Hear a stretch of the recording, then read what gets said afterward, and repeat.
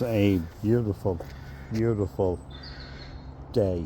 So, I'm going to be publishing my book this week or the following week. I won't let it go beyond that, but I will be publishing the book, and it's kind of points towards a different direction. There's still always further thought and processing to be done, and a book about the psychology of residential construction projects and why they go wrong, which the book's about, begs for different, deeper meanings.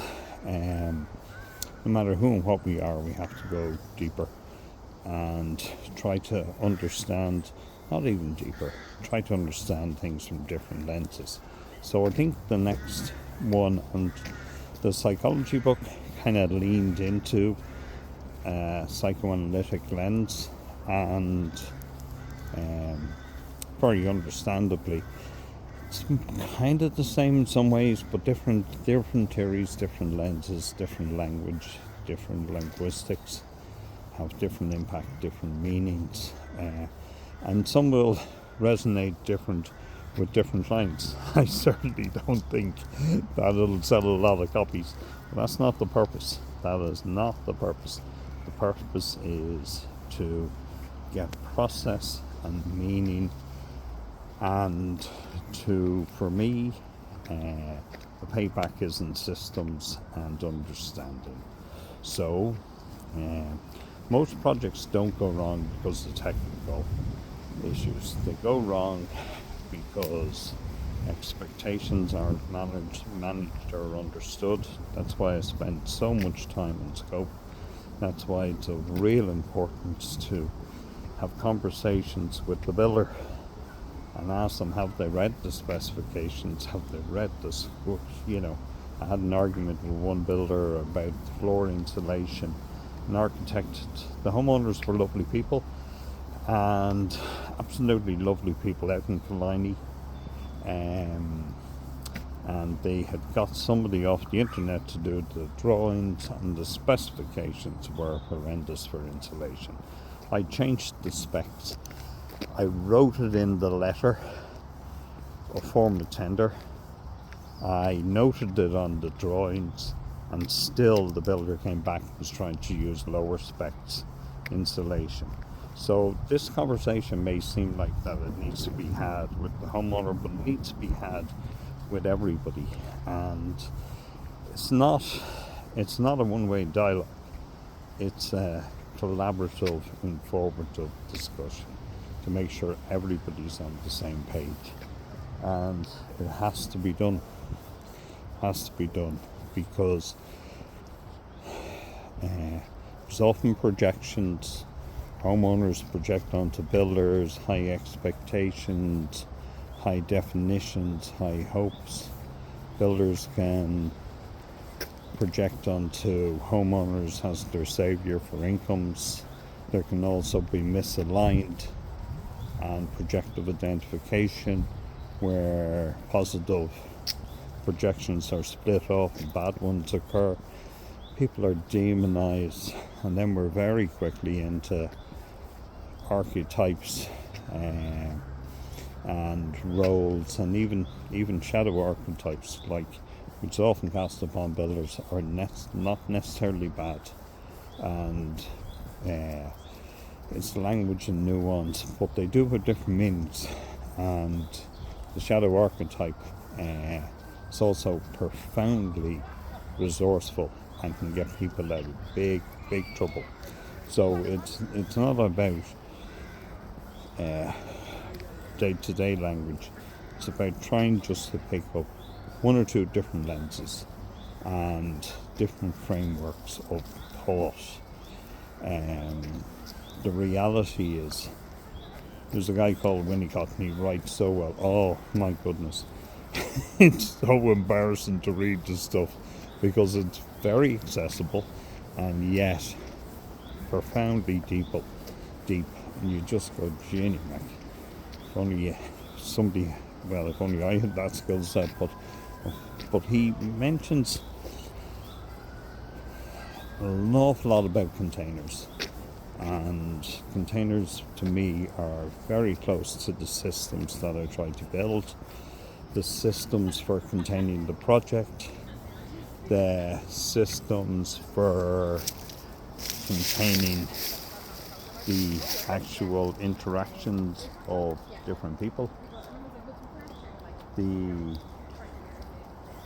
containers for the homeowner is actually containing their anxieties, frustration, expectations, plus the container itself is going to be the house for them and their dreams and their lives. So along with this, there's another language that's often used in psychoanalysis called holding and attachment. So you have a guy called Bion for the holding. Very, very, very clever theory of containment. So containment of the container and all that goes into that. So it's about trying to create a network where people are containing themselves within the system and trying to harmonize this. And this is what QS's architects, engineers end up doing, even if they do not see that as their role. It certainly becomes their role. The more aware of it, I think for some it's great, for others utterly irrelevant. But they still end up doing it. And I've seen multiple brilliant quantity surveyors do it. And they may not use the language. It's about doing and what they achieve and how they achieve it and their manners and their dispositions. Architects are brilliant at it. I find one thing, I don't want to go down the gender role, but I do find the one thing the female architects are, they bring a lightness and humour to it as well. And they're really good at, unconsciously I find, in difficult situations, manage to harmonise people through a little bit of humour, appropriate humour as well. So,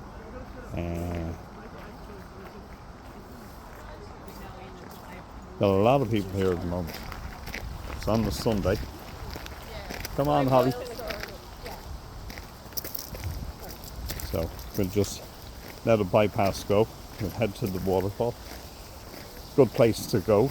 Because everything has to flow in, and sometimes you end up helping people and trying to help them.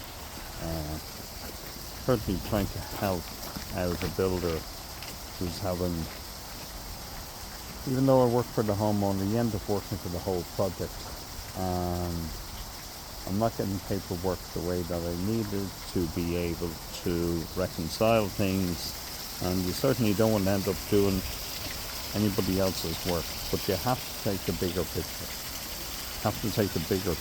So there has to be harmonization. Then what you also see is, if it's becoming repetitive, and can't talk about psychoanalysis in any size, shape or form without talking about Freud. And the only thing I would say is he wrote a brilliant paper about repetition and how repetition was compulsive. And the more you did it, the more neurologically hardwired it became. And to veer into patterns become very entrenched. So there's certainly interventions that need to be done, whether that's directly, indirectly, a nudge or a change in your own behaviour to what is accessible. It doesn't need to be blowouts. It can be done in a very calm way. Email, backup calls, side conversations, showing the template of what you expect. So that's